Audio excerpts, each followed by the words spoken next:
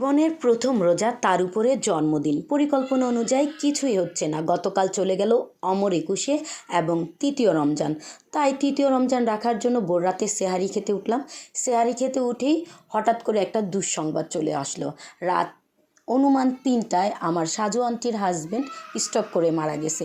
এটা শুনতেই কী যে লাগলো, এবং এই খবরটা মাকে কিভাবে জানাবো সেটা বুঝতে পারতেছি না। বিকজ আমার মা অলরেডি 2বার ব্রেন স্ট্রোক করে ফেলছে, ব্রেন টিউমার, কিছুদিন আগে চোখের অপারেশন করলাম, শ্বাসকষ্ট, এছাড়াও তার আরও অনেক অনেক রোগ। কিন্তু কিছু তো করার নেই, বলতেই হবে। চিন্তা ভাবনা করছিলাম কীভাবে বলা যায়। অনেক চিন্তা ভাবনা করে ভাই বোন মিলে মাকে বললাম, এখন তো মা সেই লেভেলের কান্নাকাটি, মাকে নিয়ে গ্রামে যেতে হবে। এদিক দিয়ে বসন্ত, কিন্তু গ্রামে ঠান্ডা আছে এখনও। মামা ফোন দিল, হালকা পাতলা নাকি ঠান্ডা আছে।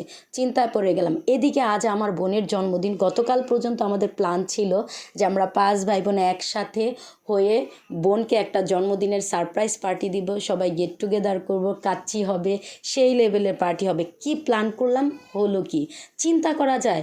যাই হোক, মাকে কোনো রকম সান্ত্বনা দিলাম, বলে বুঝালাম, ঠিক আছে মা, সকাল হোক আমি তোমাকে নিয়ে যাব। কারণ যেহেতু অমর একুশে আমি কসমোপলিটন ল্যাব স্কুল অ্যান্ড কলেজে চাকরি করি, এখানে তো আমার যেতেই হবে। ওই প্রোগ্রামটা শেষ করে দেন, আমি তোমাকে গ্রামে নিয়ে যাব। যেই কথা সেই অনুযায়ী সকালে চলে গেলাম আমি আমার গন্তব্যস্থানে।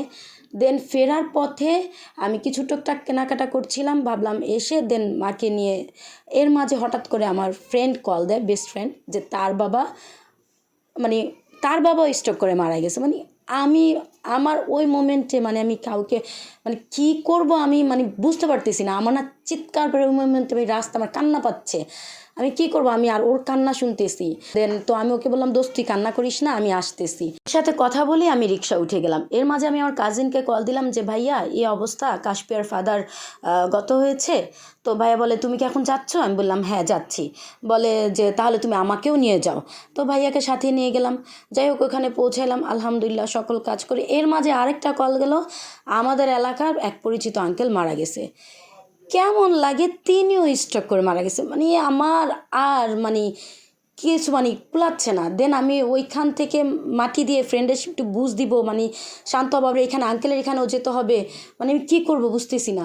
দেন ওইখান থেকে আয়সা ঘরে ঢুকতে আমার এক ফ্রেন্ড আমাকে কল দিয়ে, আমার সাথে তো সেই লেভেলের পিক আপ, যে হ্যাঁ কাশপিয়ার বাবা মারা গেল, তুই আমাকে কেন বললি না? তখন আমি ওর বলতেছি, দেখ তুই বরিশাল থাকিস, তোকে বললে কি তুই আসতে পারতি? তুই যদি ঢাকা থাকতি তোকে আমি অবশ্যই বলতাম। যেমন আমি আমার কাজিনকে বলেছি, ওর সাথে ভালো একটা আন্ডারস্ট্যান্ডিং, দ্যাটস ওকে বলেছি, তোকেও আমি বলতাম।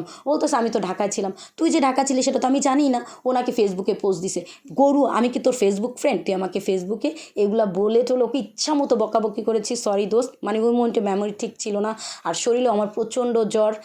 দেন কিছুক্ষণ পরে আবার শুনি আমার বোনের নানা শ্বশুর স্ট্রোক।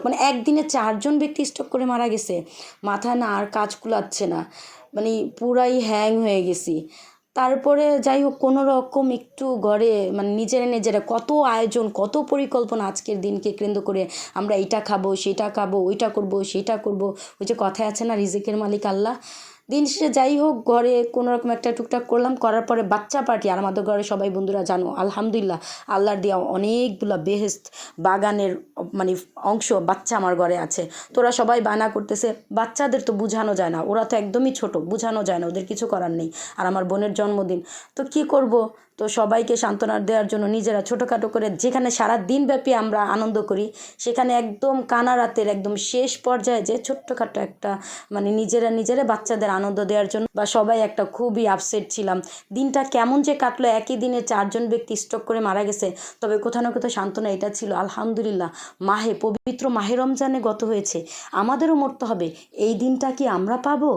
ওই পরিবারগুলো আল্লাহ তাআলা তাদের সইবার শক্তি দিক। আজকে আমি নিজেও সেক, আমার কণ্ঠ শুনে বোঝা যাচ্ছে।